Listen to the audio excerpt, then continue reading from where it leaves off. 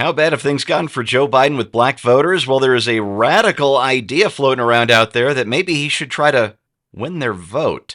Hey, everybody, I'm Steve Green with Bill Whittle and Scott Ott. This is Right Angle, brought to you by the members of BillWhittle.com. Gentlemen, I kind of love this story.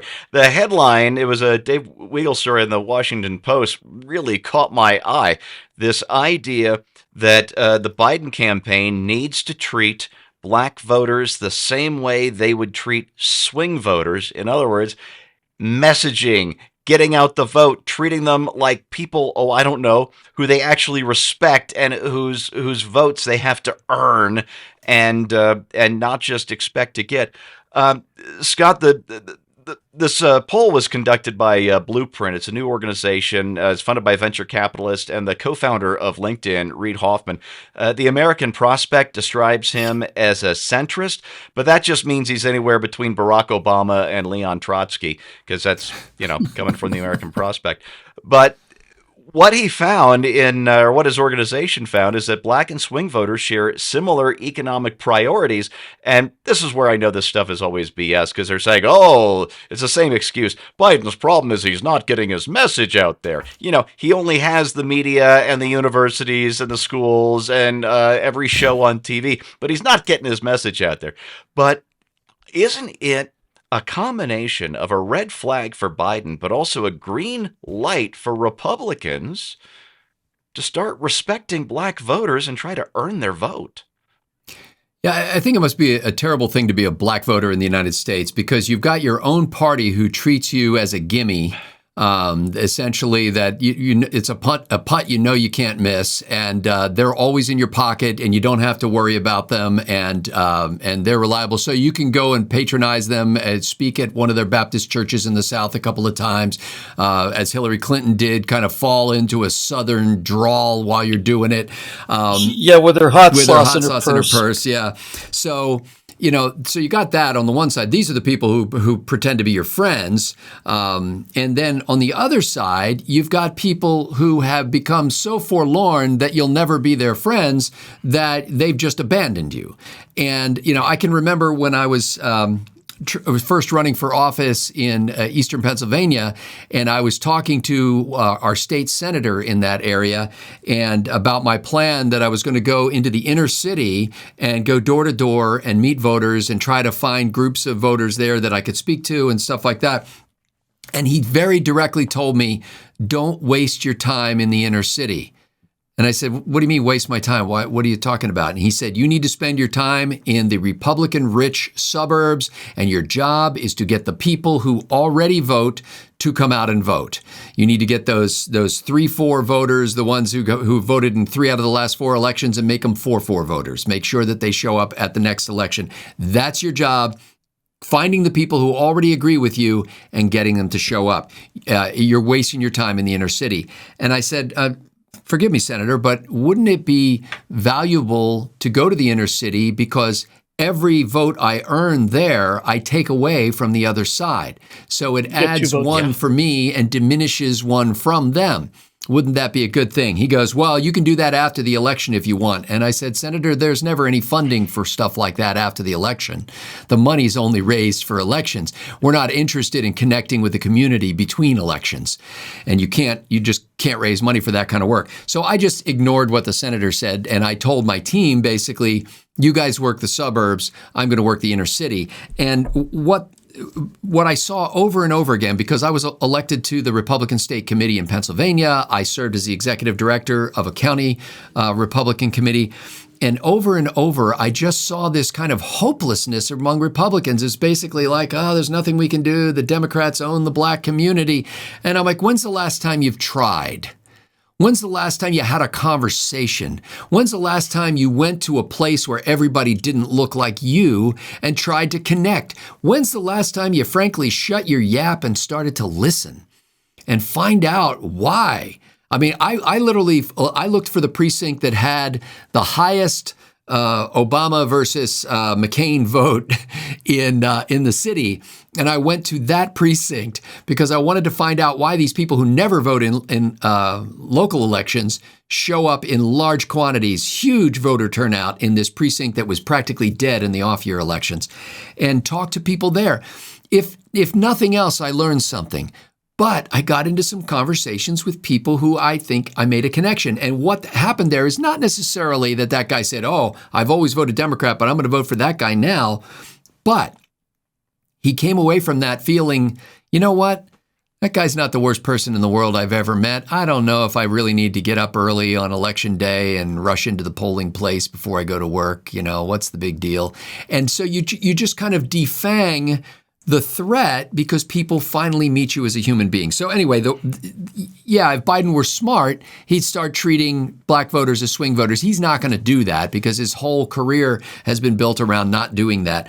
But I don't care about him. I care about conservatives and Republicans. And to say to those who are listening, to say, why don't you get outside your own little social circle? Why don't you meet some people? Why don't you talk to some people? Not to pick fights with black voters over their democratic, liberal, progressive policies, but to make a friend and to at very least let them see you as a human being who they don't have to hate and frankly, they don't have to expend any extra effort to go out and vote against.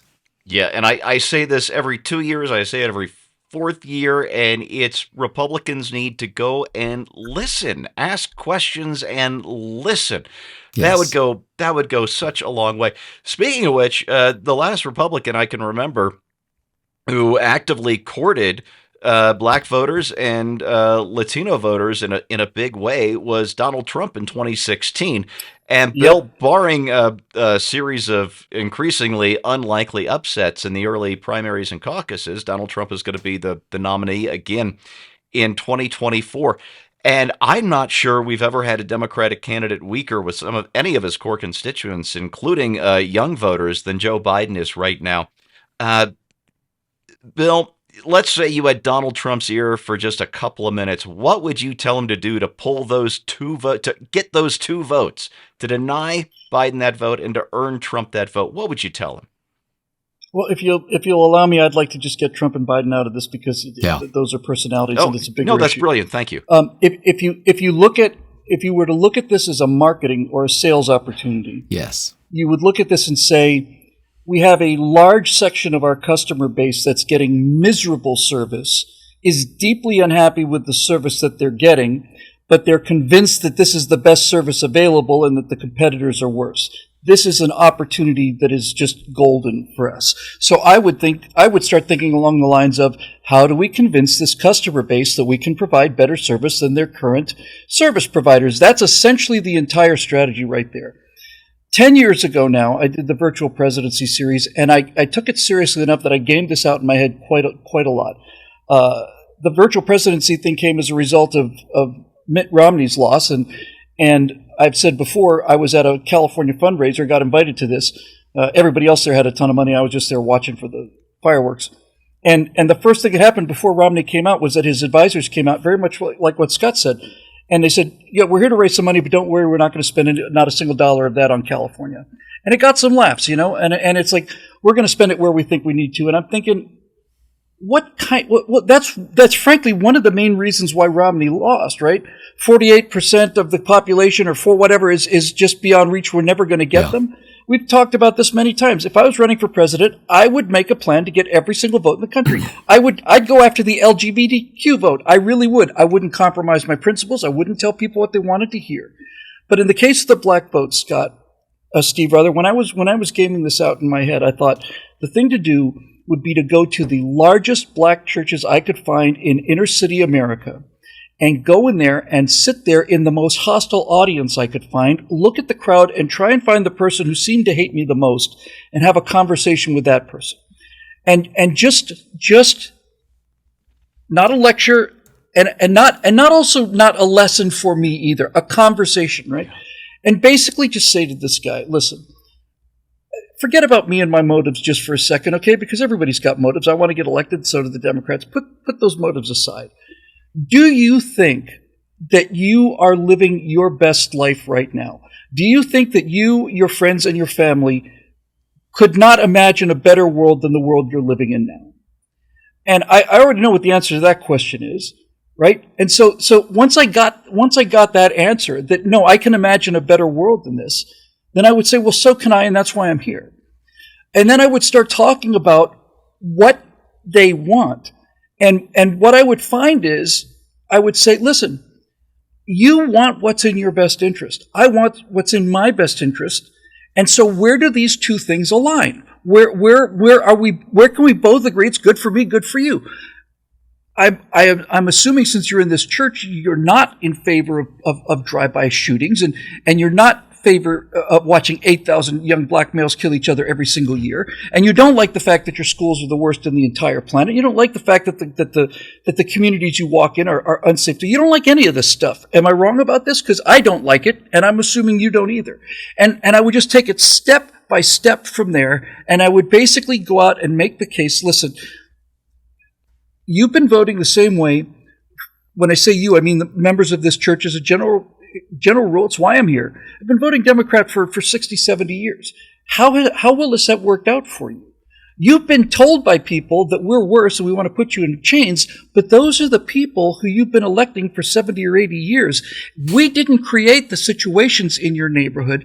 They did.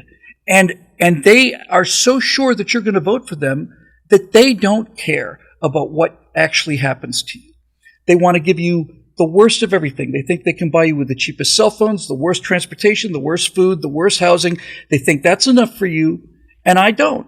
I think instead of getting a government cell phone, you should be able to do something where you're in line to get the Apple 14 on the day it opens. We both want the same thing. It's both good for us if you succeed. If we succeed together, that's good for everybody. And I would just go in there with that attitude, and I say, now listen, I'm coming from a different place than this, so I made a bunch of assumptions that are completely wrong. Tell me where I'm wrong, and then we'll discuss it further. Then I just shut up and listen to the guy. But if you were to go in there with that level of fundamental respect, you would change a lot of minds, or you certainly would open a lot of minds. But Scott said something that I just like to close with. I don't do colleges anymore, and I haven't for 5 or 6 years. It's just too toxic. But for a number of years, while I was still doing speaking events at colleges, I had thought that my mission was to go in there and to basically give them the Republican or the conservative philosophy in a way that was not only easy to understand, but was a little fun and and open and compassionate. And what I realized after doing a number of these highly liberal colleges was the biggest thing I achieved there was, as Scott said, is I came out of there with them realizing that I was a human being, and that the values I represented were not the values of F you, you can all go to hell. I genuinely cared about their solutions. I exhibited real concern for them and found a lot of areas of common ground with them where we could both agree on these things. Now, the problem with this magnificent foolproof theory is you've got to understand the principles well enough to be able to go in there and do this on the fly, on the hoof. You got to be able to ad-lib and not invent stuff that you don't believe. If you don't believe this message, you're not going to sell the message. If you don't believe in the product, you won't sell the product. I deeply believe in the product. And I think this is really the core of where we get into our trouble, Steve. As Scott pointed out, there are professional politicians who figured out the pathway to 270, and if we need to get this state, we're going to thread our needle this way. It's like, no, I'm not going after the pathway. I want 50 states. I want a red board with no blue on it, because I think our ideas are better than their ideas, and I think we can sell that to everybody. But when you get into the area of professional politicians, professional pollsters, professional political advisors, there's no longer any philosophy involved. There's no longer any morality. It's just a simple color issue. Red versus blue. It's not black and white. Red versus blue. Red will do this, blue will do this. It's like stack the chips up and we're going to come out maybe one or two ahead of the other. That's why people hate politics, because it's not even about positions or philosophy anymore. Now it's about numbers. It's about gaming. It's about simulations. It's about winning. Yeah. It's about winning by numbers without winning the hearts and minds of the people who are actually voting. And that's not winning at all. That's just edging over the line. Because if you do that, all of the problems that existed prior to your election are going to go unaddressed. Yeah, you mentioned Barack Obama in his second term, but it was really his first term that set things in motion because he ran as the uniter, not a divider. Maybe that was George Bush, but it Hmm. was his one America, no red states, no blue states, just American states. It was Hmm. all a crock. Um, as soon as he got into office, and even before then, he lit a long, slow fuse under America's racial issues and the decades of healing that we'd enjoyed. I'm not saying things were perfect before Obama, but the trend lines were all good, right? Steve, excuse Yeah, me. I'm so sorry. I know you're in your yeah, please forgive me for this, but this just has to be said. please. Barack Obama could have closed the deal. He could have closed the door on Yes. racism. He could have ended this. He could have ended it. He could have said, my election is the indication that this country is fundamentally healed of its racist backgrounds to the extent that he did. And that's what I can't Yeah. forgive about the guy. I'm sorry to interrupt Quite you all on that. It right. just has to be He said. just he poisoned the well. And the situation in the last, what is it now, since 2009? How many years is that? 14 years now. It has gotten worse to the point where it's you're not it. We went from this issue in what I heard about in the 80s and 90s. Go, oh, black students are acting white, to the point of no, it's colonial thinking. I mean, it's gotten just to this philosophical level of absolute poison between black and white in this country. It's depressing as hell. But worse than that has been the effect on black Americans and black families and black communities. This poison that Obama unleashed. And if I were a Democrat running today, when Bill went on that rant about what he would say to the black pastor in the church, do you like this? Did you like this? Do you like this? If I were a Democrat running for anything, my way of winning black votes would be to say, I'm sorry for Hmm. all the harm we've caused. I'm sorry, but we'll never see that. For Bill Whittle and Scott on it, I'm Steve Green. Thanks for watching. We'll see you next time.